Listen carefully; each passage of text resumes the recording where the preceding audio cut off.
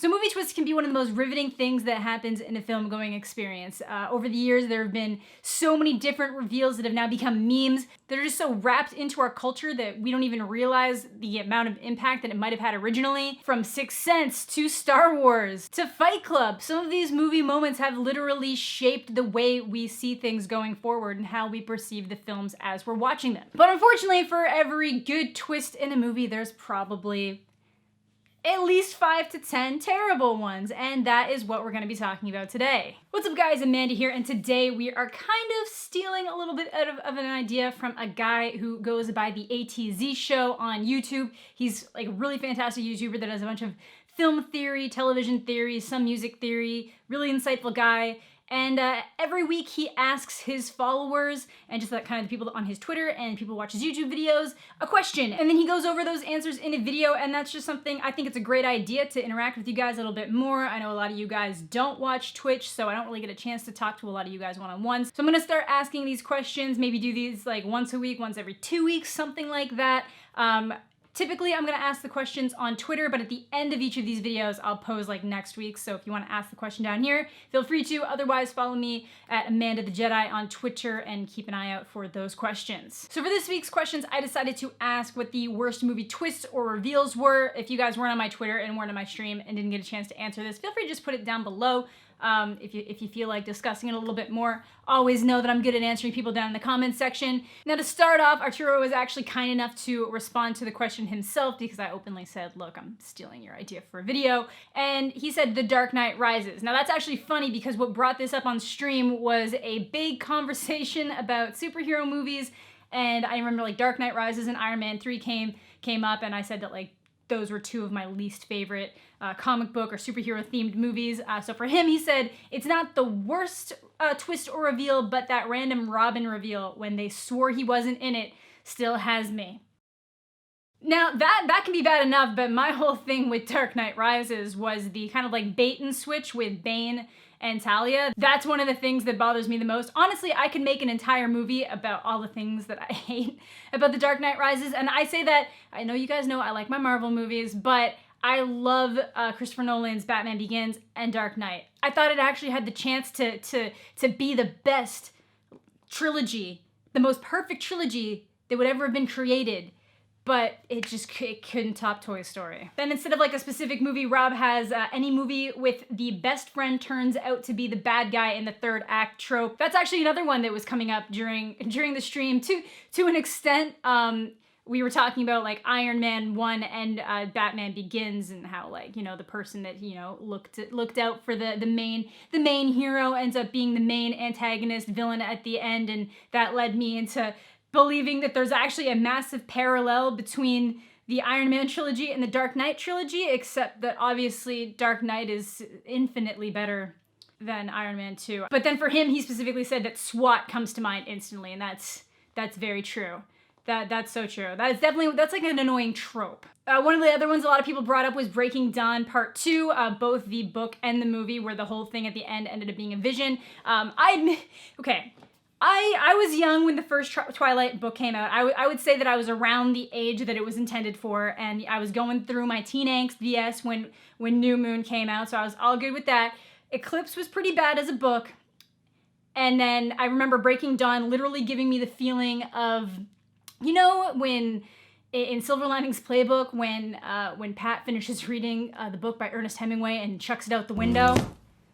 What the fuck? That's how I felt about Breaking Dawn, but it's not because of the all just a vision part. It's because that entire book was But yeah, the whole thing being just a vision was a pretty cheap cop-out. Pretty cheap cop-out there. Got an answer from Mr. Nathan Fantastic Beasts and Where to Find Them. Percival Graves was actually Gellert Grindelwald the whole time, though I'll admit I'm not sure, even now, if it's the reveal or the actor disappointment more. Mixed emotion. In my opinion, I was totally fine with Graves actually being Gellert Grindelwald, but I still really want that actor to be Grindelwald. I don't want Johnny Depp anywhere near the Harry Potter universe. That's just me. I'm not even on the full Johnny Depp hate wagon, but there's just certain things I don't want people involved in, and Johnny Depp involved in the Harry Potter universe is just not something I want. I'm very excited for where the Fantastic Beasts franchise is going, but I'm gonna say, I even told him it was dead 100%. That's what bothered you.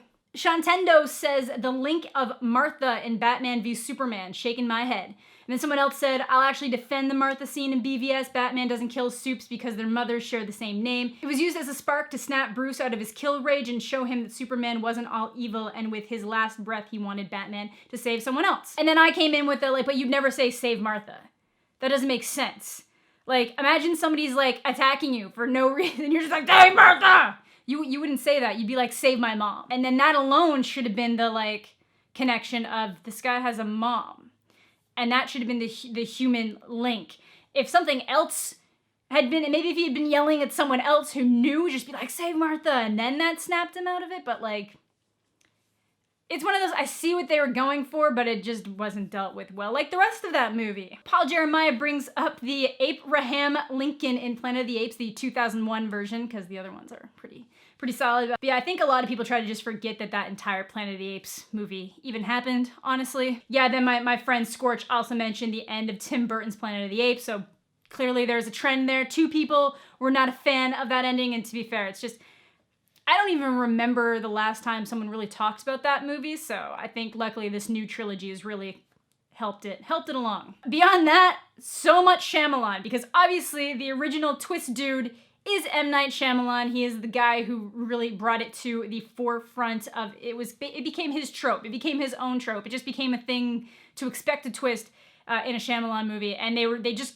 increasingly got worse over the years until most recently with Split, he actually fixed it. He managed to make it, and probably one of the more interesting twists that's ever been in a movie. But we got my main man, my old manager, Starsky, saying The Village, I hurt my eyeballs, they rolled so hard. I remember I actually rewatched The Village after Split came out, and I remember it not being as bad as I thought it was going to be, but it's probably just because I went in with it with such low expectations.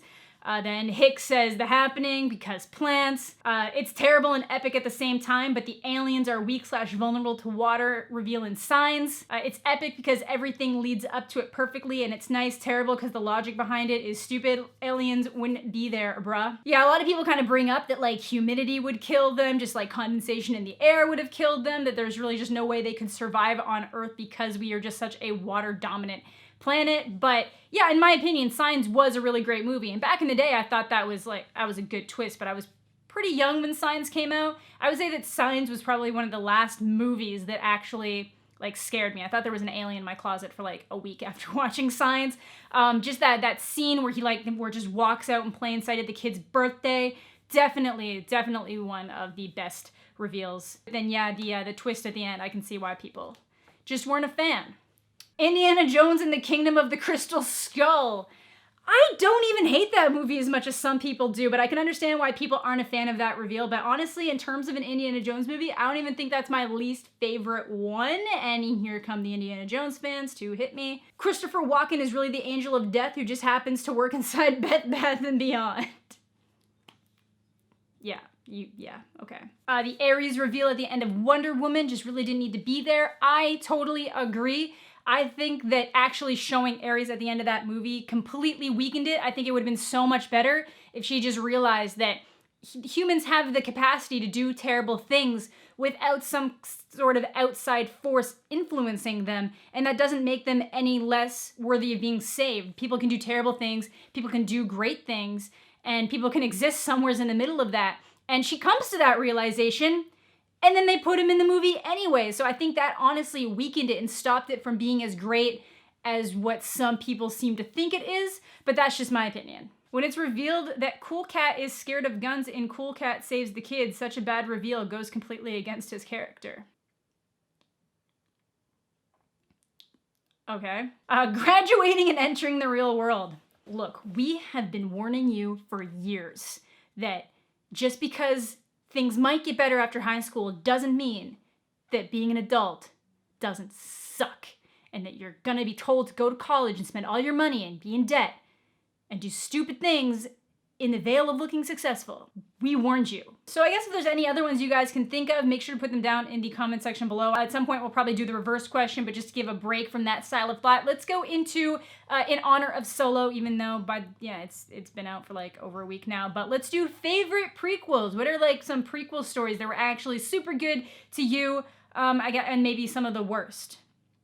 Want to do best and worst? Best and worst? So like give me your list, and I guess if it ends up being too much, just be one. I'll split it into two. So that is going to do it for today's video. Again, make sure you guys go check out the ATZ show for inspiring this style of video. If there's any questions you guys want to ask in the future or want me to ask you in the future, put them down below. Thank you all so much for watching. Hope you all have a fantastic week, and we'll catch you all later.